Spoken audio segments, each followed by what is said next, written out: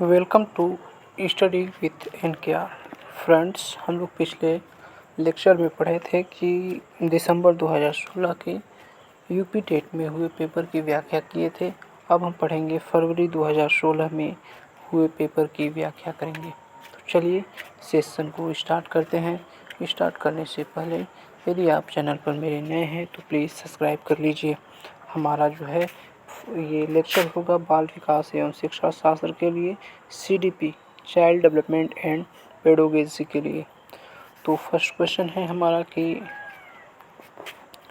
के अनुसार बालक का विकास आनुवंशिकता तथा वातावरण के गुणनफल है। तो वुडवर्थ के अनुसार, किसके अनुसार? वुडवर्थ के अनुसार। नेक्स्ट है, आनुवंशिकता से व्यवहार के रचना तंत्र का निर्माण होता है तथा वातावरण उस रचना तंत्र के व्यवहार की एक निश्चित दिशा विकसित करता है। बीज में वृक्ष बनने की संभावना निहित रहती है, लेकिन वातावरण के आधार पर उसके विकास का स्तर निर्धारित होता है।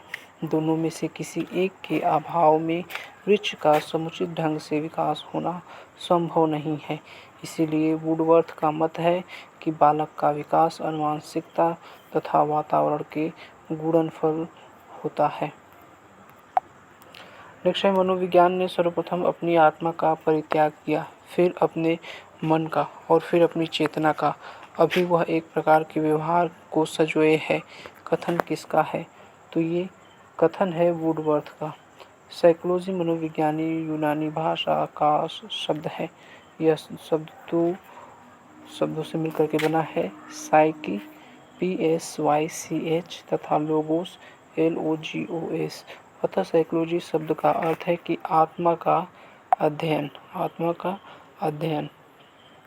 आत्मा का अध्ययन। कालचक्र के अनुसार मनोविज्ञान का विषय बदलता रहा है, अतः अंततः मनोविज्ञान का विषय व्यवहार का अध्ययन बना। व्यवहार, चेतना, मन, आत्मा। वुडवर्थ के शब्दों में सर्वप्रथम मनोविज्ञान ने अपनी आत्मा का त्याग किया, फिर इसने मन का त्याग किया, पुनः इसने चेतना त्याग किया। अब वह व्यवहार की विधि को स्वीकार करता है। मनोलैंगिक विकास के सुप्तावस्था का वर्ष अंतराल संबंधित किससे है? तो मनोविज्ञान के सुप्तावस्था का वर्ष अंतराल संबंधित है। यह 6 से यौवन वर्ष तक 6 से यौवन वर्ष तक संबंधित है और सिगमंड फ्रायड द्वारा ये दिया गया है। नेक्स्ट क्वेश्चन देखेंगे और नेक्स्ट क्वेश्चन होगा हमारा क्वेश्चन नंबर 4 कि विकास के मनोसामाजिक सिद्धांत का प्रतिपादन किसने किया था? तो विकास के मनोसामाजिक सिद्धांत का प्रतिपादन एरिक्सन ने किया था। किसने किया था? तो एरिक्सन ने किया था। नेक्स्ट है कि विकास के मनोसामाजिक विकास सिद्धांत का प्रतिपादन सन 1950 के एरिक्सन ने किया था। इनका मानना था कि विकास में जैविक कारकों की अपेक्षा सामाजिक कारकों की महत्वपूर्ण भूमिका होती है। एरिक्सन के सिद्धांत के अनुसार पूरा जीवन विकास के 8 चरणों से होकर गुजरता है। प्रत्येक चरण में एक विशिष्ट विकासात्मक मानक होता है जिसे पूरा करने में आने वाली समस्याओं का समाधान करना आवश्यक होता है। एरिक्सन के अनुसार समस्या कोई संकट नहीं होती, बल्कि संवेदनशीलता और सामर्थ्य बढ़ाने वाला महत्वपूर्ण बिंदु होता है। आगे देखेंगे के अनुसार इदम, अहम तथा पराहम व्यक्तित्व के 3 घटक हैं। किसके अनुसार? तो ये है फ्रायड के अनुसार। फ्रायड ने व्यक्तित्व को स्पष्ट करने के लिए मनोविश्लेषणात्मक सिद्धांत का प्रतिपादन किया। व्यक्तित्व के मनोविश्लेषणात्मक सिद्धांत के 2 मुख्य संप्रत्यय चेतना, अचेतन व अचेतन तथा इदम, अहम व परा अहम माने जाते हैं। फ्रायड ने व्यक्तित्व की संरचना में इदम, अहम एवं पराहम इन तीनों तत्वों को विशेष महत्व दिया है। इदम अर्थात जन्मजात वंशानुगत क्षेत्र से है, अहम अर्थात यथार्थ जगत से और पराहम अर्थात नैतिक मूल्य आत्मा के अंतःकरण की पुकार है। नेक्स्ट क्वेश्चन 6 नंबर कि किस व्यवहारवादी का मानना है कि अन्य व्यवहारों की भांति भाषा भी क्रिया प्रसूत अनुबंध द्वारा सीखी जाती है? तो ये स्नीकर का मानना है। किसके द्वारा मानना है? स्नीकर का मानना है। स्निकर का मानना है कि व्यवहारवादी का मानना है कि अन्य व्यवहारों की भांति भाषा की क्रिया प्रसूत अनुबंधन द्वारा सीखी जाती है। प्रसिद्ध व्यवहारवादी अमेरिकी मनोवैज्ञानिक V.F. स्निकर ने अपनी पुस्तक द बिहेवियर ऑफ ओरिजिनिज्म में सीखने के सिद्धांत का प्रतिपादन किया है। यह सिद्धांत क्रिया प्रसूत अनुबंध सिद्धांत है। इस सिद्धांत के अनुसार व्यवहार की पुनरावृत्ति उससे प्राप्त परिणामों पर निर्भर करता है, अर्थात पुनर्बलन प्राप्त होने पर व्यक्ति व्यवहार को बार बार दोहराता है। इसी आधार पर गणित में पहाड़े तथा भाषा में वर्तनी विलोम व मुहावरे आदि याद करते समय इस सिद्धांत का प्रयोग किया जा सकता है। नेक्स्ट क्वेश्चन है 7 नंबर की निम्न में से कौन केंद्रीय प्रवृत्ति की माप नहीं है। केंद्रीय प्रवृत्ति की माप कौन नहीं है? तो प्रसार केंद्रीय प्रवृत्ति की माप नहीं है। किसी श्रेणी में चर का वह मान जो उस श्रेणी का प्रतिनिधित्व करता है केंद्रीय प्रवृत्ति की माप कहलाती है। केंद्रीय प्रवृत्ति की मुख्य मापें निम्न प्रकार से हैं: माध्य, माध्यिका और बहुलक। केंद्रीय प्रवृत्ति की माप माध्य, माध्यिका और बहुलक यही है। प्रसार केंद्रीय प्रवृत्ति की माप नहीं होता है। नेक्स्ट है कि अधिगम में प्रयत्न व भूल के सिद्धांत का प्रतिपादन किसने किया था? तो प्रयत्न व भूल के सिद्धांत का प्रतिपादन थॉर्नडाइक ने किया था और यह बिल्ली पर किया गया था। नेक्स्ट क्वेश्चन, निम्नलिखित मापन के स्तरों में सबसे अच्छा कौन सा है? नामिक है, अनुपात है, अंतराल है या क्रमिक है?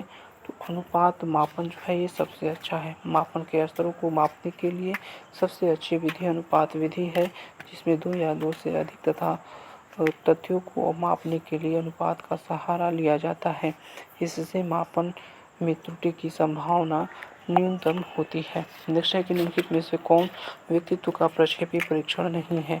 तो व्यक्तित्व का प्रक्षेपी परीक्षण ये 16 PF परीक्षण नहीं है। नेक्स्ट क्वेश्चन देखेंगे। और प्रक्षेपी परीक्षण वह परीक्षण होता है जिसमें व्यक्ति के विचारों की अभिव्यक्ति होती है तथा उसके व्यक्तित्व से उसके व्यक्तित्व का मापन होता है, जैसे रोसा स्याही धब्बा परीक्षण TAT तथा शब्द साहचर्य परीक्षण। जबकि 16 PF परीक्षण अप्रक्षेपी परीक्षण है, जिसमें व्यक्ति के सामने प्रश्नों को रखा जाता है तथा उसका जवाब प्रश्न के विकल्प से प्राप्त किया जाता है। इन प्रश्नों की संख्या 164 होती है। नेक्स्ट क्वेश्चन की तरफ बढ़ेंगे और नेक्स्ट क्वेश्चन होगा कि आवश्यकता का पद अनुक्रम सिद्धांत द्वारा प्रतिपादित किया गया था। तो यह किसके द्वारा प्रतिपादित किया गया था? आवश्यकता का पदानुक्रम सिद्धांत किसके द्वारा प्रतिपादित किया गया था? यह प्रतिपादित किया गया था, ऑप्शन नंबर बी हो जाएगा, वर्ष 1954 में अब्राहम मैस्लो ने आवश्यकता के पदानुक्रम सिद्धांत का प्रतिपादन किया था। इसे अभिप्रेरणा की मांग के सिद्धांत के नाम से भी जाना जाता है। इस सिद्धांत के अनुसार जब मनुष्य अपने जीवन के अस्तित्व के लिए किसी वस्तु की कमी का अनुभव करता है तो उसे प्राप्त करने के लिए प्रेरित हो जाता है। मैस्लो ने मनुष्य की 5 आवश्यकताओं को चिन्हित किया है जिससे मनुष्य अभिप्रेरित होता है। कौन कौन से? तो शारीरिक सुरक्षा, सामाजिक सम्मान और आत्मानुभूति। नेक्स्ट है, निम्नलिखित में से किसको मुख्य अधिकारी ग्रंथि कहते हैं? तो मुख्य अधिकारी ग्रंथि पीयूष ग्रंथि को कहते हैं। किसे कहते हैं? पीयूष ग्रंथि को कहते हैं। पीयूष ग्रंथि को मुख्य अधिकारी ग्रंथि कहा जाता है क्योंकि इस ग्रंथि के द्वारा ही अन्य ग्रंथियों को नियंत्रित एवं निर्देशित किया जाता है। नेक्स्ट 30 नंबर क्वेश्चन है कि सामूहिक अचेतन का संप्रत्यय दिया था। तो सामूहिक अचेतन का संप्रत्यय किसने दिया था? ये दिया था ऑप्शन नंबर ए युंग ने। किसने दिया था? युंग ने दिया था। सामूहिक अचेतन का संप्रत्यय मनोवैज्ञानिक युंग के द्वारा दिया गया था। मनोवैज्ञानिक युंग के अनुसार अचेतन मन का एक हिस्सा है जो समाज, लोग एवं मानव जाति द्वारा अपने विचारों एवं अनुभवों का साझा करता है। अचेतन वह स्थिति है जो हमारे मन एवं व्यवहार में तो होती है परंतु सामान्य प्रदर्शित नहीं होती है। किसी विशेष परिस्थिति में ही वह प्रदर्शित होती है। नेक्स्ट है कि अंगूर खट्टे हैं का उदाहरण है। तो अंगूर खट्टे हैं यह किसका उदाहरण है? यह यौक्तिकीकरण का उदाहरण है। किसका है? यौक्तिकीकरण का उदाहरण है। अधिगम का क्रिया प्रसूत अनुबंध सिद्धांत द्वारा दिया गया था। तो यह क्रिया प्रसूत सिद्धांत किसके द्वारा दिया गया था? क्रिया प्रसूत का सिद्धांत दिया गया था स्नीकर के द्वारा। किसके द्वारा? स्नीकर के द्वारा दिया गया था। इस सिद्धांत के अनुसार व्यवहार की पुनरावृत्ति तथा परिमार्जन उसके परिणामों के द्वारा निर्देशित होती है। व्यक्ति व्यवहार का संचालन करता है, जबकि इसे बनाए रखना उसे प्राप्त परिणामों पर निर्भर करता है, अर्थात उसके व्यवहार का संबंध परिणाम से होता है। इसी प्रकार के व्यवहार को सीखने की प्रक्रिया को क्रिया प्रसूतन अनुबंध कहा जाता है। इसके द्वारा चूहे पर किया गया प्रयोग मुख्य माना जाता है। तो थर्नडाइक ने बिल्ली पर किया था और ये स्नीकर ने चूहे पर किया था। इस बात को हम याद रखेंगे। नेक्स्ट है कि औसत बुद्धि वाले बालकों की बुद्धि लब्धि कितनी होती है? औसत बुद्धि वाले बालकों की बुद्धि लब्धि 90 से 109 के बीच में होती है। देखते हैं तो 130 से अधिक के लिए प्रतिभाशाली है, 121 से 30 प्रखर है, 11 से तीव्र सामान्य है, 91 से 110 सामान्य है और औसत के लिए 81 से 90 है। अल्प के लिए बुद्धि 70 से 80 है और जड़ बुद्धि 71 से कम है। तो ये है। नेक्स्ट है 70 नंबर की बंडूरा का कथन है कि बच्चे प्रतिक्रियाएं प्रतिमानीकरण द्वारा सीखते हैं, जिसको भी कहा जाता है। तो इसे निरीक्षणात्मक अधिगम कहते हैं।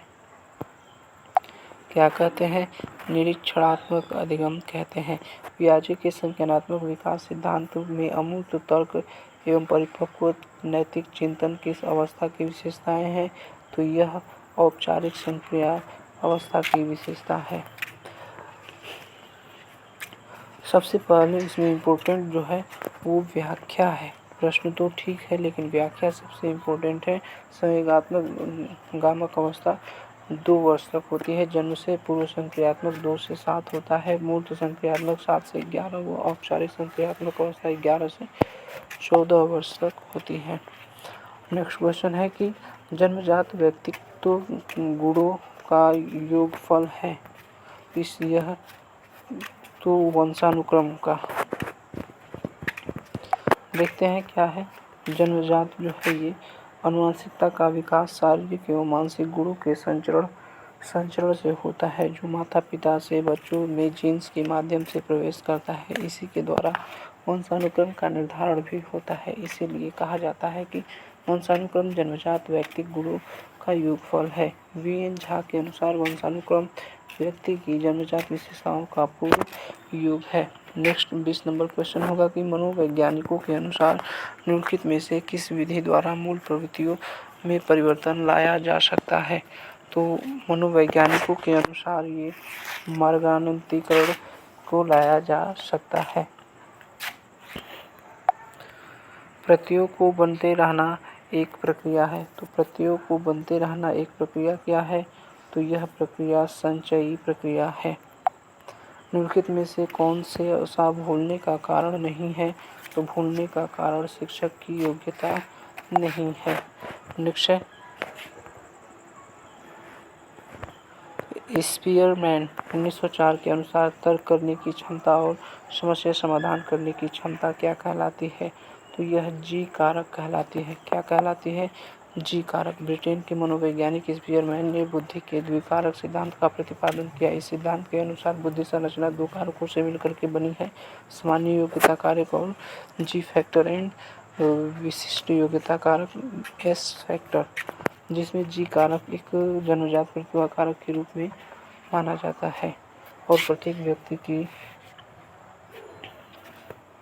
मानसिक क्षमता भिन्न भिन्न प्रकार की होती है। इसीलिए प्रत्येक व्यक्ति में प्रत्येक मानसिक कार्य करने की भी क्षमता निश्चित होती है। अतः जी कारक के कारण ही तर्क करने की क्षमता और समस्या समाधान करने की क्षमता का निर्धारण होता है। नेक्स्ट 24 नंबर क्वेश्चन होगा कि पढ़ाते समय सामान्य कक्षा में अध्यापक का सर्वाधिक ध्यान किस मनोवैज्ञानिक तथ्य पर होना चाहिए? तो पढ़ाते समय सामान्य कक्षा में अध्यापक का सर्वाधिक ध्यान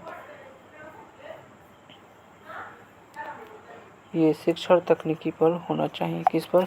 शिक्षण तकनीकी पर नहीं, शिक्षण नहीं दिया है, व्यक्तिगतता पर होना चाहिए। पढ़ाते समय सामान्य कक्षा में शिक्षक को सर्वाधिक ध्यान कक्षा में बैठे बालकों की व्यक्तिगत भिन्नता पर जोर देना चाहिए, क्योंकि सभी बालकों में बुद्धि क्षमता का स्तर अलग अलग होता है। साथ ही उनकी वातावरणीय स्थिति विभिन्न होती है, जिसके कारण बालकों में अधिगम क्षमता में भिन्नता पाई जाती है।